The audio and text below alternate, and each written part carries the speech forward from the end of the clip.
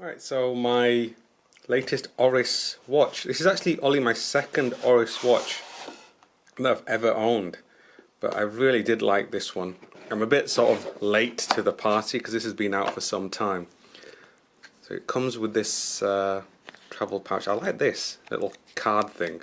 I could use that for just for my credit cards, but that'll be the warranty card, etc. I'm not going to bother. Go your own way. Okay. I do like this little case, much better than a box. I like that as well. It's all very nice. Let's get all this to the side, and here we have the watch. This is nice. I will be using this a lot, I think, not just for this. Here we have the watch.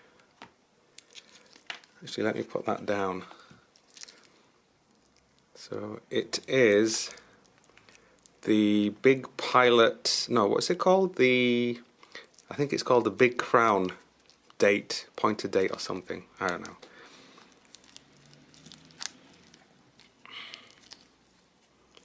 And there we have it. No anti-reflecting coating on there, unfortunately, which I really disapprove that when companies don't do that. But I was a bit torn whether or not to get this one or this is the 40mm, or should I get the 36mm. So I'm not sure yet. I might change it, but the 36mm may be a better fit for my wrist. I like smaller watches. Then the back of it, can't really see much here, but I will wear it for some time. A few weeks and then come and do a full review and show you exactly. It's the Big Crown, that's it, it's called the Big Crown. But the dial is a kind of a grey colour, so they do this in many colours. I think the most popular is like the light blue, the black one, but I went for this grey. I'm not sure about the grey. Maybe I should have gone for the black, but the good thing is I can change it if I want to, so I'm going to wear this for a little while and then get back to you with a full review. Originally I was going to buy the watch on a strap, but the strap was just so cheap looking. I decided to spend the extra £100 to buy it on the bracelet. Now I don't normally wear watches on bracelets, but this bracelet is quite nice, but I haven't been wearing it. As you can see, I've still got all the plastic on there. The back of it is going to be a real scratch magnet. It's just going to get scratched up so easily. The clasp is quite nice. I do like the way it opens and closes, but there is no safety clasp on there, so I'm sure after a while it will become quite loose and easy to come off. So yeah, it's a bit, yeah. The other bad thing about this clasp is it's got pins. Now, a watch of this caliber and also of ORIS's caliber, I think it's unforgivable that they are using pins and not screws. It's a matter of pennies to put have a bracelet with screws than it is with pins, and they're just cheaping out. I think that's really bad that they've done that. They could have put pins in there, and a few other things. Like, one of the other things that really irks me is if you look at the bracelet and the case, you see the case is brushed, but then it's polished here. It just doesn't match. I don't get why they've done that. It doesn't match at all. It looks to me like what they've done is they've taken a bracelet from another watch in the ORIS range and thought, okay, let's just throw it onto here and it'll be okay. To me, it just doesn't suit. It doesn't suit it. Most companies, when they do this, they'll do brush, and then the center ones they'll do polish. So you can see the two center ones are polished.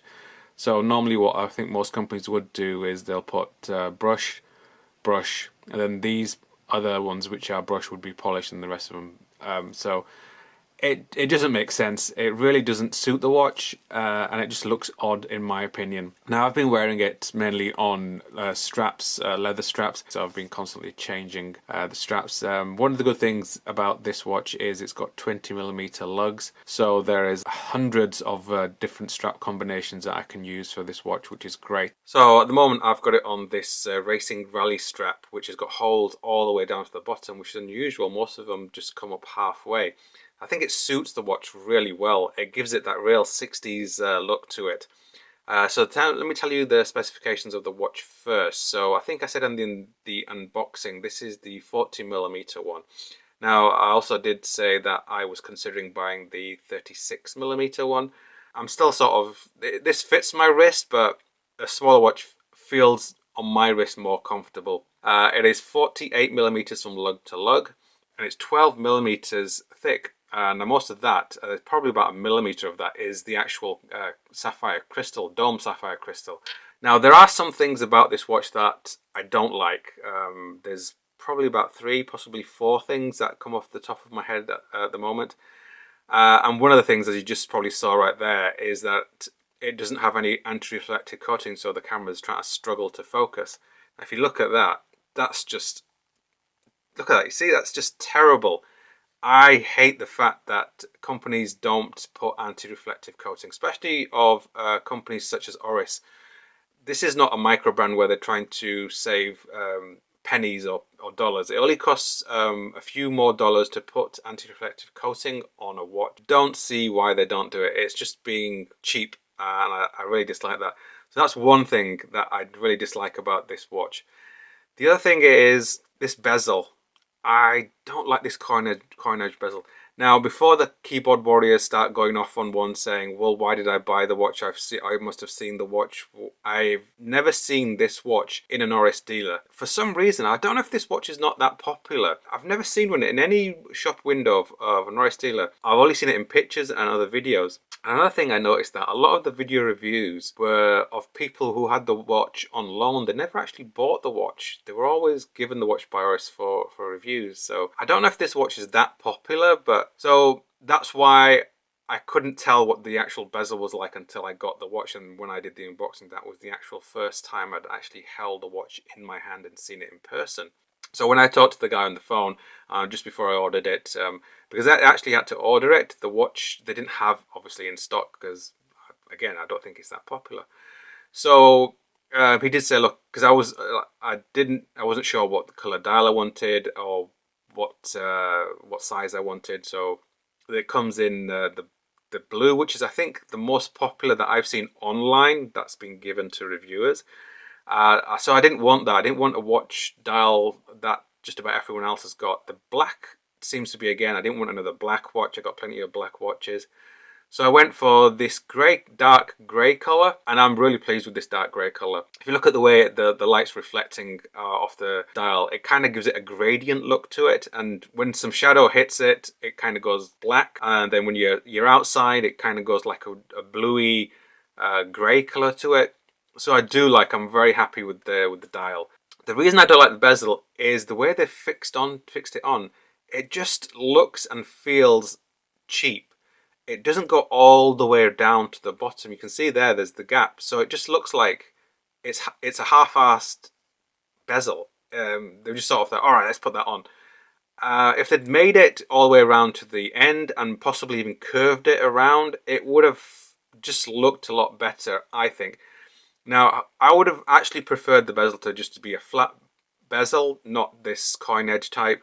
It kind of gives it that bling thing. I don't like the whole bling thing. The traditional old big crown was like this, so I can see why they've done it, but I just don't like that.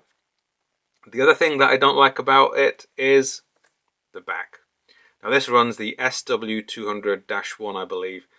Movement wise, it's a good reliable movement. I got no problem with the movement. It's a $100 movement, so you've got an $1,800 watch with a $100 movement. Half of the cost, really. The fact that they've put a see-through back case to it. I hate see-through back cases with movements like this. Oh, they've changed the router. Big deal. They've painted it red. They've put ORIS on there. Swiss made. It doesn't warrant an open back case. Look at the movement. There's nothing there. There's nothing. What is there to see there? I hate it. If you've got a movement like this one, absolutely deserves an open back case. It just, that deserves it. This, no. This, in my opinion, and I always say this in all my videos when I see an open back case with just a standard movement, it's lazy. They should have just put a solid back case to it, made a really nice engraving, and it would have been so much better. They should have put some thought into it, put just a nice engraving. I don't get it. This is just lazy. Now the crown on this, obviously the big crown, that's one of the highlights of this watch. I really do like it. It's so easy to wind this watch. Now that's another thing. I wish they'd made this a manual wind movement. It would have been so much better to make it manual wind. Because look, you see there, it's trying to focus again because of the no anti-reflective. So it's just so easy to wind. And if they'd made this a manual movement, to wind it every morning would have just added to the joy of owning this watch. Because normally you're just going to wind it and get it going, and then you're going to leave it, and then that's it. So to have a watch like this, and you have a big crown, it would have been so much nicer to wind it every morning to keep it going. I mean, you can do that if you want to anyway with an automatic movement, but it seems a bit pointless to do that. The cathedral hands just suit this watch so much. Everything about the dial and the hands just fits so well. And also the fact that the date is all the way around the edges, so you've got symmetry all in the dial. You don't have the date window at 3, 6, or even stuck between the 4 and 5, which just throws off the dial completely. The fact that the date is all the way around the edge is just so much nicer way of doing it. It makes the dial look kind of uncluttered. It kind of fades. You don't really notice the date window around the edges so much. It's only this red marker there that really highlights what date it is. But other than that, you kind of just sort of, it fades into the background. Other than that, those points that I dislike about the rest of the watch, for me, it's great. It's a great everyday watch. It has a real vintage feel to it. Vintage watch with modern materials, which you can wear every day. You don't have to worry about it being damaged. You can take it into the sea, in the pool. It's 50-meter water resistant with a screw down crown. Yeah, I know some people will say that's not enough to go swimming in, but I've taken watches with 50-meter water resistance. Not had any problems with it. Majority of times I would take my watch off anyway before I go into any water. But if you had to, I wouldn't feel nervous about taking this in any water. I think this is a great watch. Absolutely recommend it to anybody who's looking at buying it. I would say definitely go and buy it.